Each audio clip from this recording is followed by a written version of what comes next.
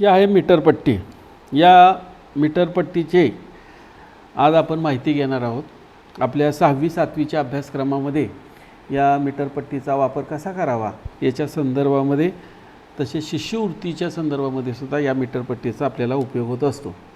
आता ही जी मीटरपट्टी आहे, 1 मीटर म्हणजे किती? 1 मीटर म्हणजे 100 सेंटीमीटर.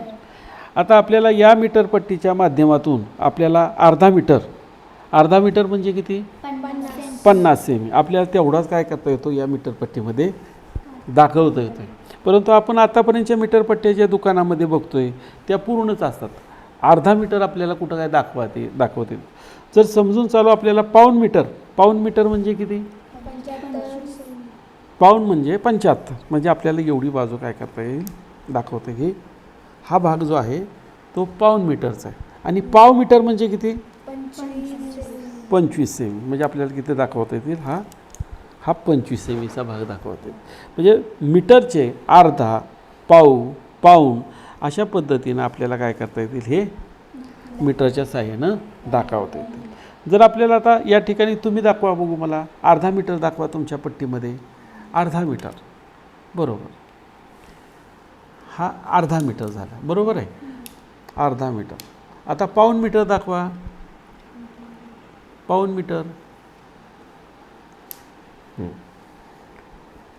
हा झाला पाऊण मीटरचा.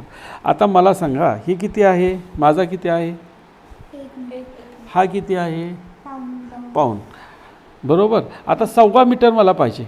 1.25 मीटरसाठी मी काय करेन, हा किती झाला, 1.25 मीटर. आपल्याला म्हणजे अशा पद्धतीनं या पट्ट्यांचा उपयोग करून आपण काय करू, अर्धा, पाऊण, 1.25, 1.5, 2 मीटरपर्यंत आपण काय करू शकतो, याच्यामध्ये दाखवू शकतो. म्हणजे शिष्यवृत्तीला आपल्याला बऱ्याचदा पाऊण मीटर म्हणजे किती, 1.25 मीटर म्हणजे किती सेंटीमीटर, हे आपल्याला काय करता येईल, या पट्टीच्या माध्यमातून आपल्याला मुलांना सांगता येईल आणि तुम्हाला समजेल.